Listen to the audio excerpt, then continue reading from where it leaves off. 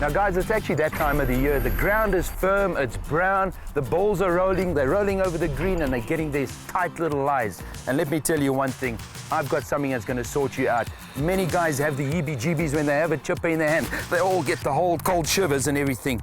Now have a look at the difference between the club that we as professionals and good players normally use. But a lot of people don't play it for that reason. They play it for enjoyment. Now, how easy would it be to chip with those three clubs? And Bells, we're actually going to take it and see, because me, for one, I'd love to actually see if it works. I absolutely agree, Chrissy. I mean, have a look at the sole difference. I mean, the width. It just inspires confidence for the player. I've got a colleague of mine that actually uses this chipper from Cleveland, and it has saved a lot of shots around the greens during this time of the year. I mean, all right, Chrissy, the one that I'm going to line up here is the Cleveland Smart Sole Chipper, okay? It's a 7-iron loft broad sole. If you have a look at it, you use it similar to a putter. That's all you want to do when you're using this thing. You can't go wrong with a putting stroke as you're chipping with this little chipper here.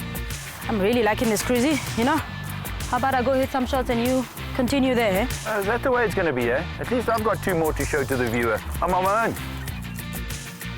Now, as we all know, Odyssey has been the king of all putters. Now, for them to make a chipper, they actually got to know what they're doing. It's called the Exact Tank Chipper. You can see the broad sole of it all. Very, very easy to hit. It's 37 inches. It's got a putter grip. You use it as a putter. When I stand here, I don't push my hands forward or I'll pull them back. I'm going to stand feet apart with a V, and I'm just going to move it back and through. The beautiful thing is here, the lines are perfectly lined up. So that black line, if I stand here and I can't aim it, it's just like a putter. My hands are a little bit higher. I take it back. You shouldn't be able to hit it in the teeth if you don't break your wrists, because normally when you chip bad, your wrists go like this and you've got feet movement and body movement and everything. But when you use a chipper, it's back and it's through. I'm actually very impressed. As somebody, I'm a very good chipper. This is very easy to use. There's one more I need to take you guys through, and it's called the Cleveland Smart Sole. Now, when you put it down, the Smart Sole, as you could see, comes into play.